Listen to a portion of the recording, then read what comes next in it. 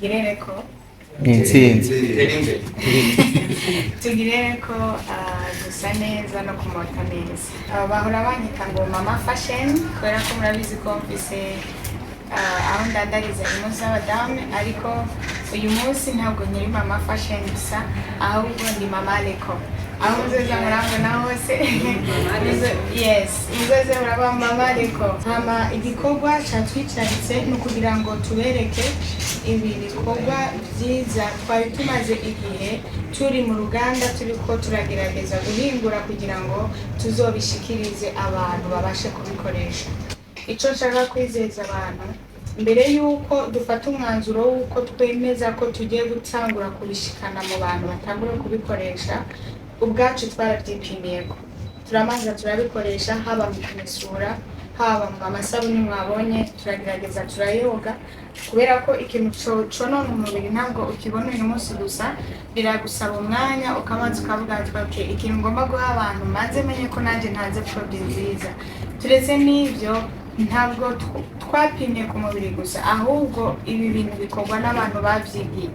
Amajambo make birujuje ubuziranenge kandi biremewe no mu buryo bwa sante ko bidashobora konona ubuzima bw'umuntu.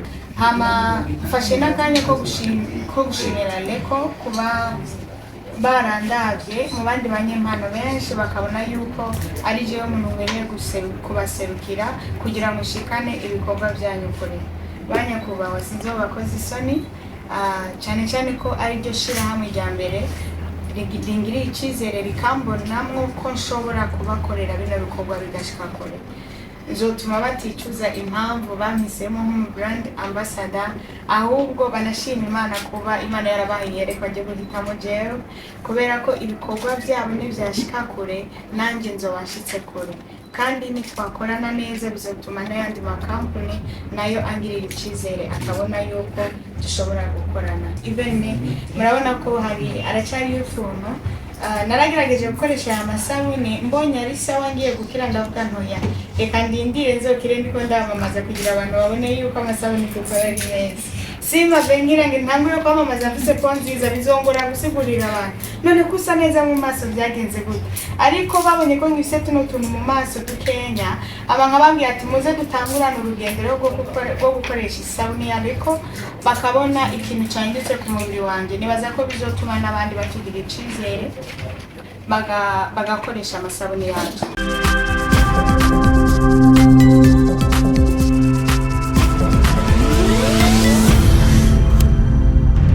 Dico Entertainment. Iyo Leko ni Retro Company twariyumviriye ko twobyegeranya kugira ngo bikunde kuri bya bihingurwa byacu, umuntu azokibona azobone ko kakantu acamenya ati yamara rwa ruganda batubwira Retro Company, aricyo gituma kuri buri sabune yose biriko.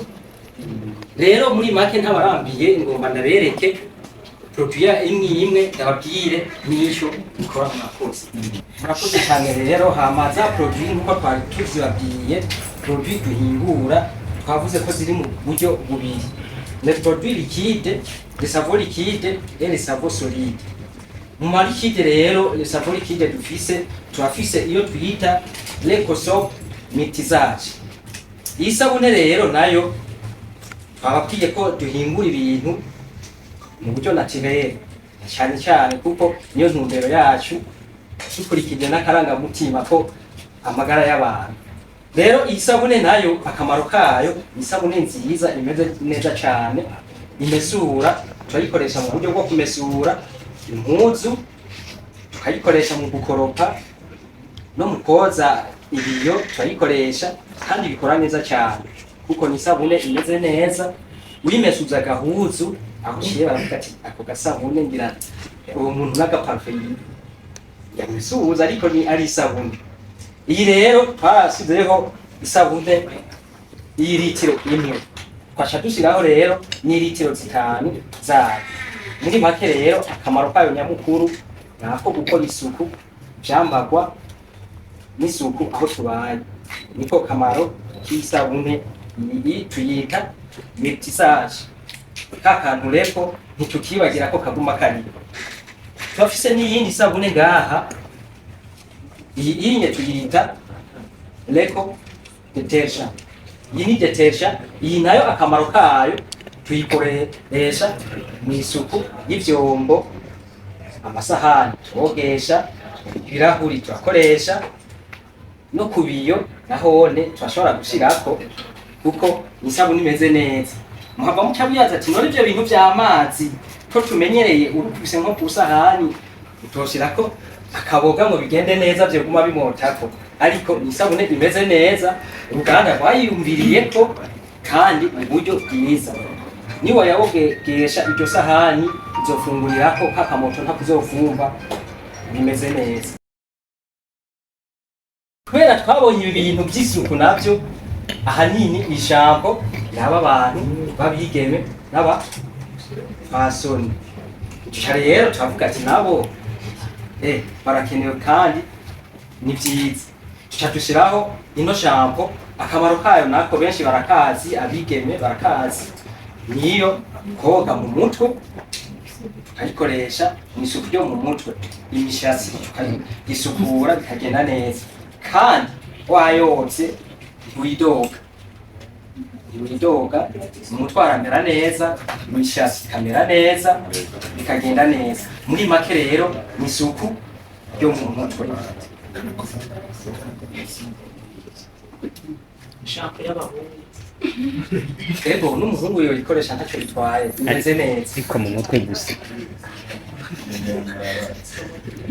Hama kandi twavuze ko dukora n'amasabune ari solide. Ababwiye ko dukora mu bintu naturel, muringa turayizi, akamaro kayo irafise akamaro ku mubiri. Nico gituma ko twavuze ati turakeneye ibintu by'isuku n'amagara meza nayo turayakeneye.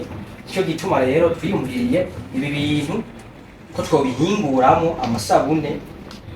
Ibi bintu ntibikora ku mubiri gusa, no kubifungura twari kubifungura, muga twaravuze ati umubiri nawe reka tufungurire bino dukoresheje mu buryo bwo kwigirira isuku ku mubiri.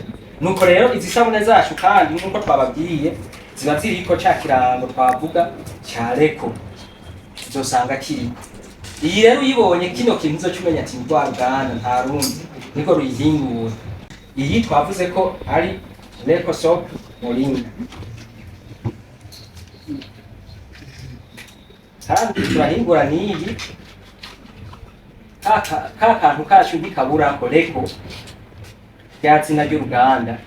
Iyi nayo ni Leko soap Kirkima. Akabirya rero kacu muri izi sabune zose ari akantu kabirya kari muri zo. Nukuvuga izi sabune zacu zimota neza. Wayoze aho ushiye baravuga ati umuntu bisize udufuke, ariko niya sabune zimota neza, byose zikora neza. Nuko muri make niko bimeze. Ntabarambiye nivyo kujyanye n'izi produit dukora ziri mu buryo bubiri. Nibuka ko ziri mu buryo bubiri zose na kantu ka Leko ka Restore Company, haba kuri aya savo liquide n'amasavo solide. Nuko rero tugire Restore Company. Ni intsinzi.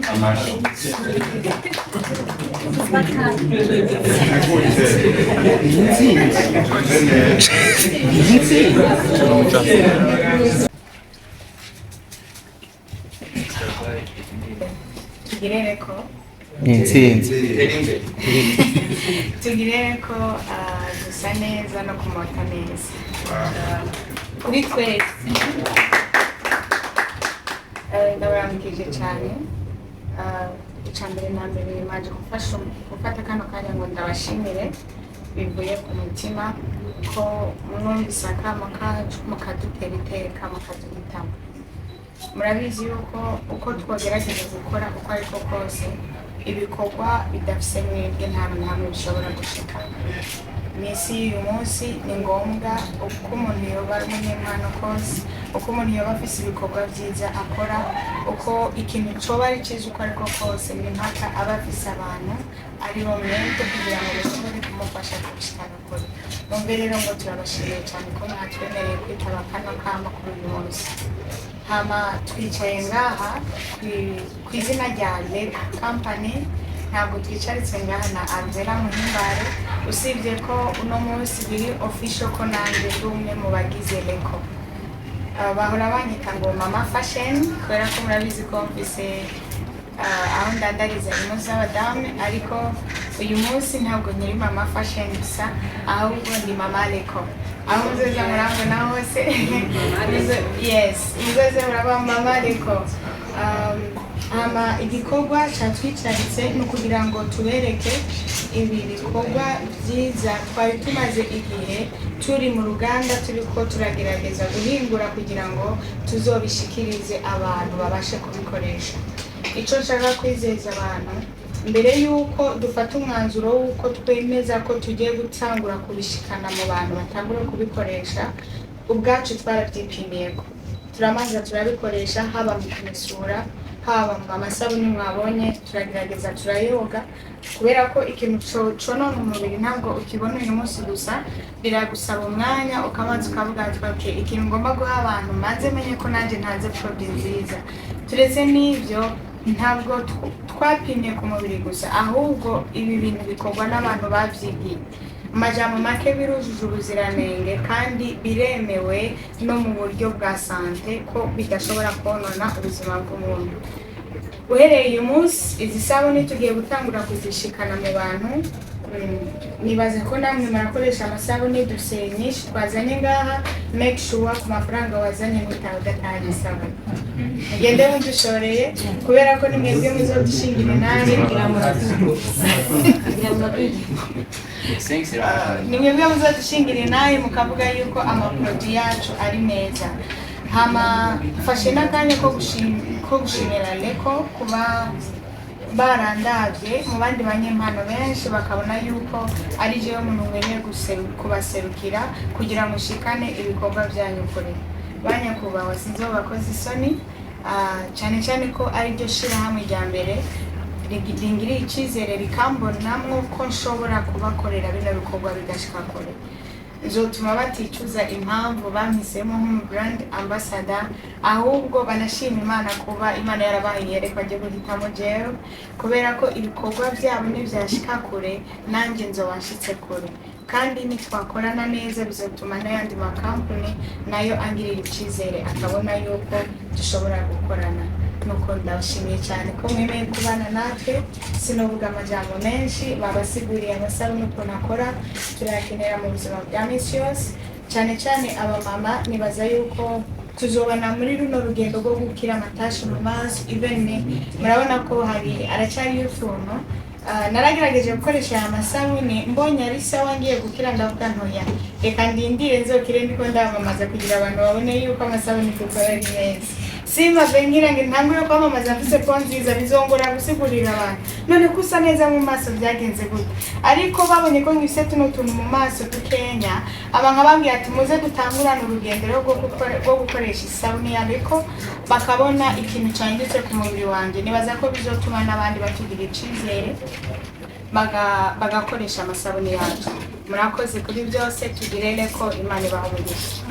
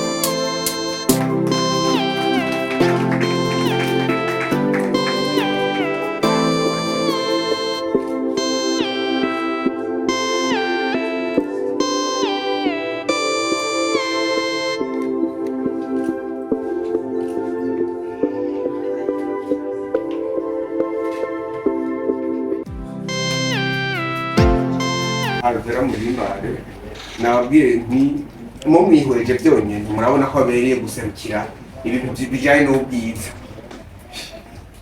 nimba harimo yabaga ntabwo twamiramiza abo muraza kubanguka ntabwo ariko rero igihe twavuga kuri Alvera Muhimbare twaramutoye twisunze ko ari igitsina gore agerageza kugaragaza impano ziwe kandi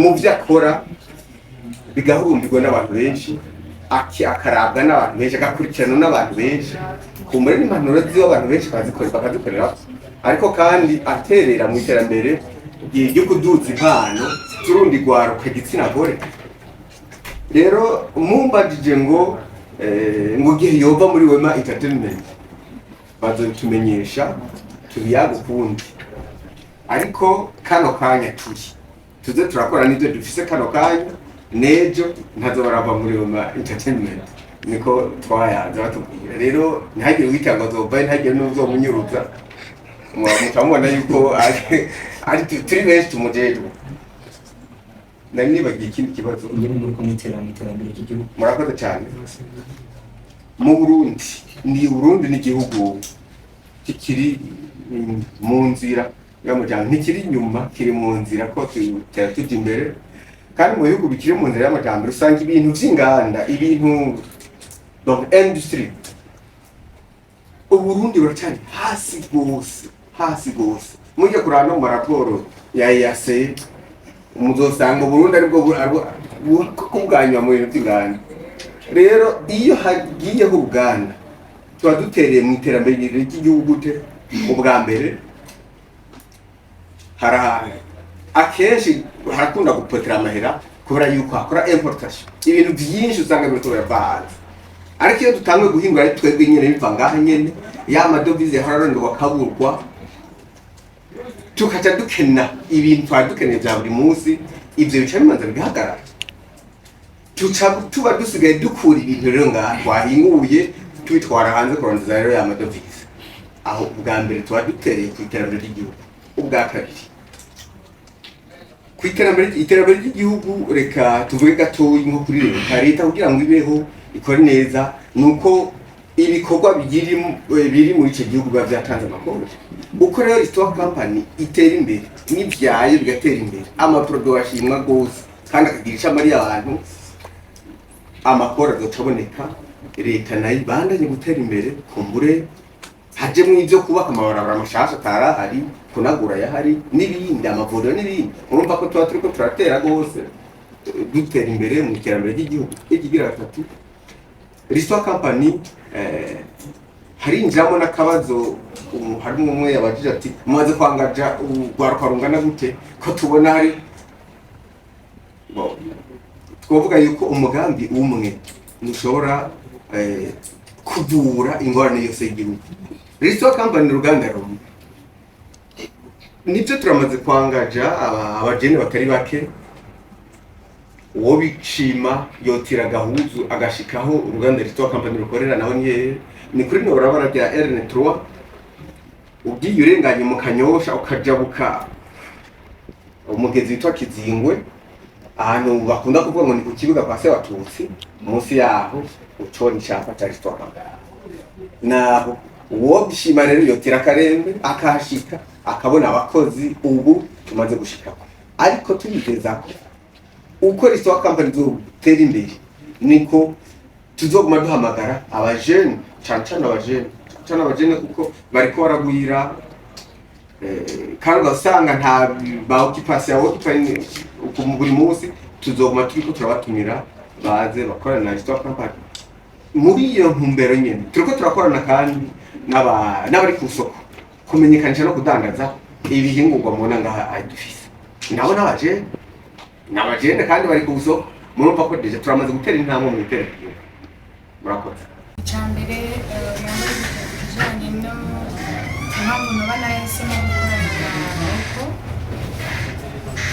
impamvu nabana yahisemo gukorana na Reko impamvu ya mbere nuko batwegereye bagatuganiriza umugambi n'ibyo basanzwe bahembura hama tukumva turabikunze.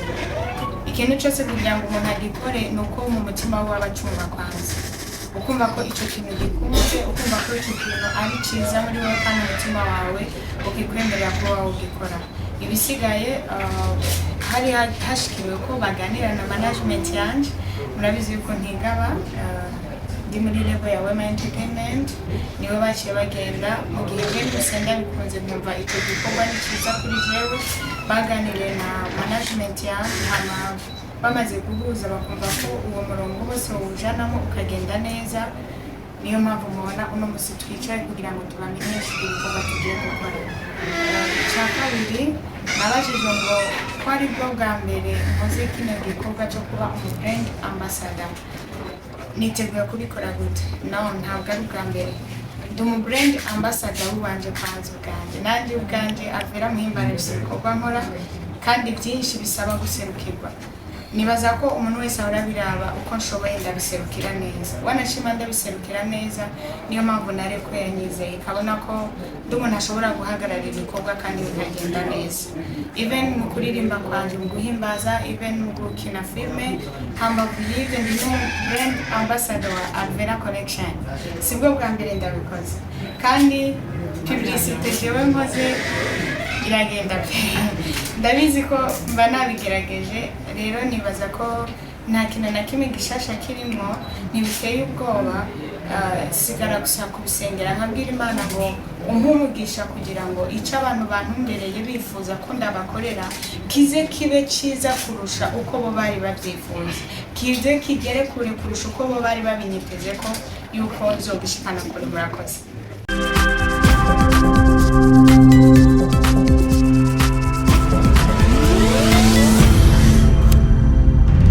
Deco Entertainment.